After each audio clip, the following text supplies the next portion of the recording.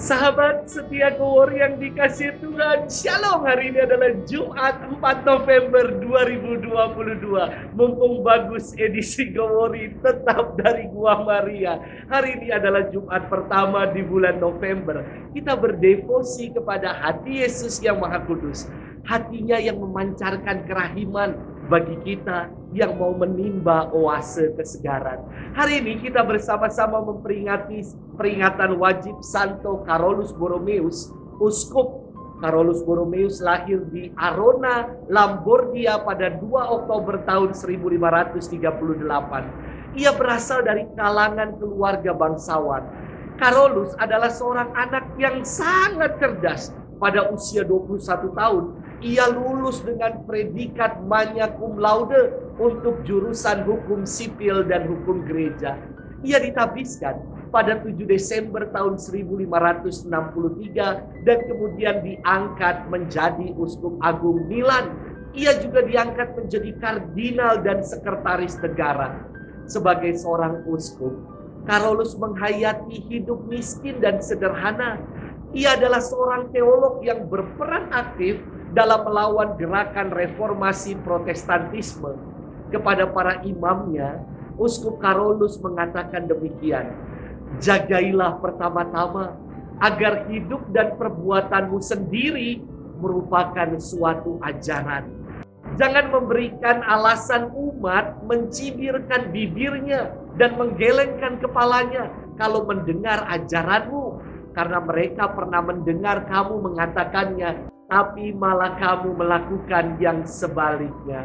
Sangat inspiratif sekali apa yang disampaikan oleh Uskup Carolus dalam mengembalakan keuskupannya. Ia wafat pada 4 November tahun 1584 pada usia 46 tahun.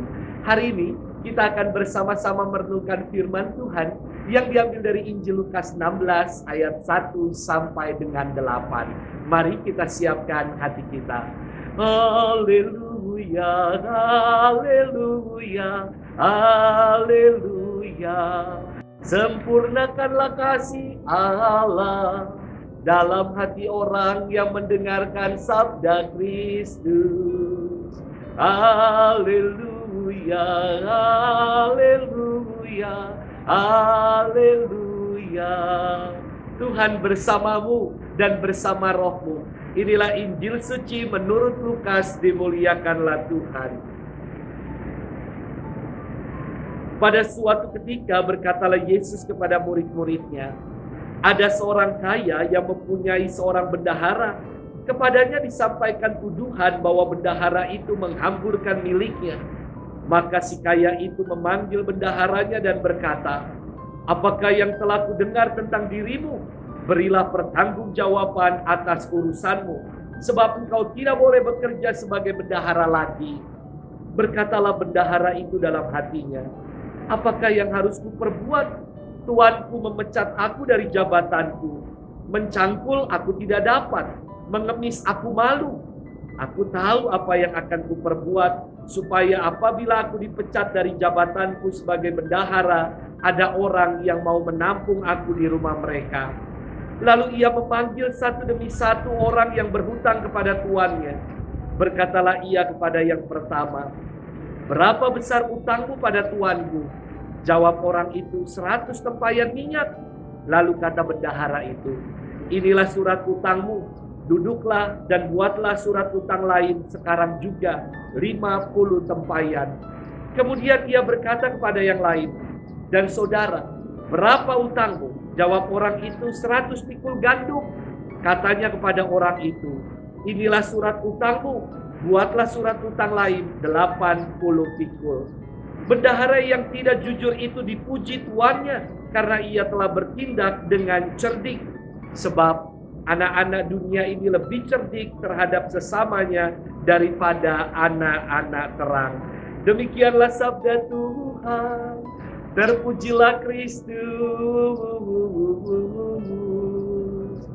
Sahabat setia Gowori yang dikasihi Tuhan, Shalom. Sejak zaman Yesus yang namanya bendahara sudah ada. Bahkan dari kelompok 12 Rasul Yesus Yudas Iskariot ditunjuk sebagai bendahara yang dipercaya untuk memegang kas komunitas. Secara etimologis, bendahara dari kata Yunani oikos nomos yang berarti pengelola rumah tangga. Kata bendahara merupakan kata serapan Sanskerta dari kata bandagara yang berarti pengelola harta benda. Dalam bahasa Indonesia disebut bendahara, yang bisa jadi kalau dipanjangkan harta benda bisa jadi huru hara. Sahabat setia Gowori yang dikasihi Tuhan, firman Tuhan hari ini berkisah tentang perumpamaan bendahara yang tidak jujur namun dipuji oleh tuannya. Kerap perikop ini membingungkan atas dasar asas ketidakjujuran kok malah dipuji. Jelas bahwa ajaran Yesus tidak pernah membenarkan ketidakjujuran. Yang dipuji oleh Tuhan dalam perumpamaan ini bukan ketidakjujuran dari bendahara itu, melainkan yang dipuji adalah kecerdikannya. Kecerdikan dari bendahara yang berupaya untuk mencari pegangan dalam hidup ke depan jika ia di-PHK oleh tuannya. Bendahara ini cerdik karena seharusnya ia menerima komisi dari para penghutang. Namun ia rela untuk menghapus segala komisinya agar kebaikannya itu diperhitungkan oleh para penghutang yang dibantunya.